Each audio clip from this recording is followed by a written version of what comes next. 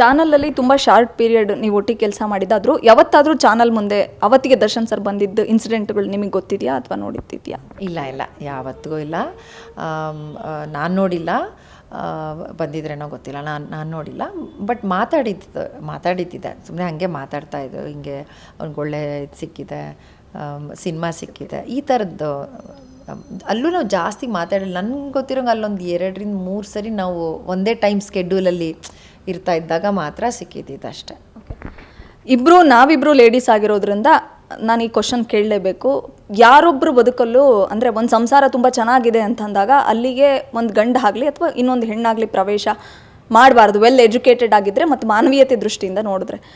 But ಪವಿತ್ರ ಅವ್ರ ಗೆಳತಿನೋ ಅಥವಾ ಅವ್ರ ಬಾಂಡಿಂಗ್ ಬೇರೆ ಥರ ಇದೆಯೋ ಅದು ನಾವಿಲ್ಲಿ ವಿಶ್ಲೇಷಣೆ ಮಾಡೋದು ಬೇಡ. ಬಟ್ ವಿಜಯಕ್ಕನಿಂದನೇ ದರ್ಶನ್ ಸರ್ ಅವರ ಲೈಫಲ್ಲಿ ವಿಜಯ ಮತ್ತು ಲಕ್ಷ್ಮಿ ಎರಡೂ ಸಿಕ್ತು ಅಂತಾಯಿತು. ಬಟ್ ಇವತ್ತು ಅವರಿಂದನೇ ಈ ಥರದ್ದು ಸಿಚುಯೇಷನ್ಗೆ ಜೈಲಿಗೆ ಹೋಗ್ಬೇಕಾದಂಥ ಪರಿಸ್ಥಿತಿ ಬಂದರೂ ಕೂಡ ಈವನ್ ವಿಜಯಕ್ಕನ ಸ್ಥಾನದಲ್ಲಿ ಬೇರೆ ಯಾವುದೇ ಹೆಣ್ಣಿದ್ದಿದ್ರು ಬಹುಶಃ ಹಿಂಗೆ ನಿಂತ್ಕೋತಾ ಇರಲಿಲ್ಲ. ನನಗೋಸ್ಕರ ಏನಾದರೂ ಮಾಡಿ ತನಗೋಸ್ಕರ ಜೈಲಿಗೆ ಹೋದರೆ ಯಾವುದೇ ಹೆಣ್ಣು ನಿಂತ್ಕೋತಾಳೆ. ಸೊ ತನ್ನ ಸಂಸಾರವನ್ನು ಹೊಡೆದಿರ್ತಕ್ಕಂಥ ಅಥವಾ ಹೊಡಿಬೇಕು ಅಂತ ನೋಡ್ತಿರ್ತಕ್ಕಂಥ ಇನ್ನೊಂದು ಹೆಣ್ಣಿನ ಪರವಾಗಿ ಯಾವ ಹೆಣ್ಣು ನಿಂತ್ಕೊಳ್ಳಲ್ಲ. ಬಟ್ ವಿಜಯಕ್ಕನ ಈ ಗಟ್ಸ್ಗೆ ಅಥವಾ ಆಕೆಯ ಮನಸ್ಸಿಗೆ ಅಥವಾ ಅವರ ಒಂದು ಏನು ಉದಾರತೆಗೆ ತಾವು ಏನು ಹೇಳಕ್ಕೆ ಬಯಸ್ತೀರ ಮ್ಯಾಮ್ ಈ ಒಂದು ಇನ್ಸಿಡೆಂಟಲ್ಲಿ? ಇಲ್ಲ, ನಂಗೆ ಮುಂಚೆಯಿಂದ ಗೊತ್ತಿರೋಂಗೆ ವಿಜಿ ಇರೋದೇ ಹಾಗೆ.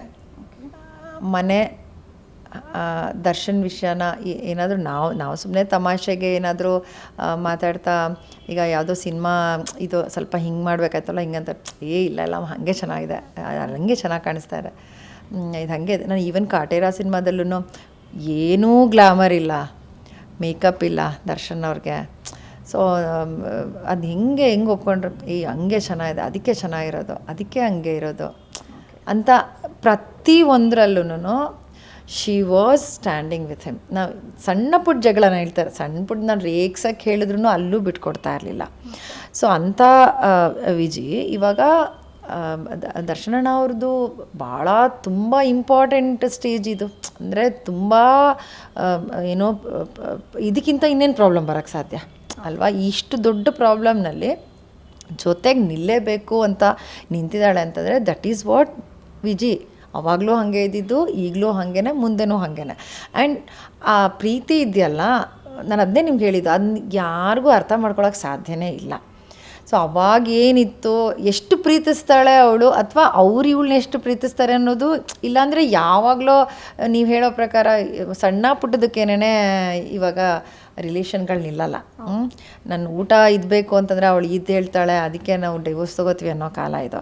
ಸೊ ಆ ಥರದ್ರ ಸಿಚುವೇಷನಲ್ಲಿ ಅವರು ಇವಳನ್ನ ಬಿಟ್ಕೊಡಲ್ಲ, ಇವಳು ಅವ್ರನ್ನ ಬಿಟ್ಕೊಡಲ್ಲ ಅಂತಂದರೆ ಮಧ್ಯದಲ್ಲಿ ನೀವು ಯಾರು ಏನು ಬಂದರೂ ಹೋದ್ರೂ ಅಷ್ಟೇ. ಅದು ಗ್ಯಾರಂಟಿ ನ್ಯೂಸ್, ಸುದ್ದಿ ಖಚಿತ, ನ್ಯಾಯ ನಿಶ್ಚಿತ.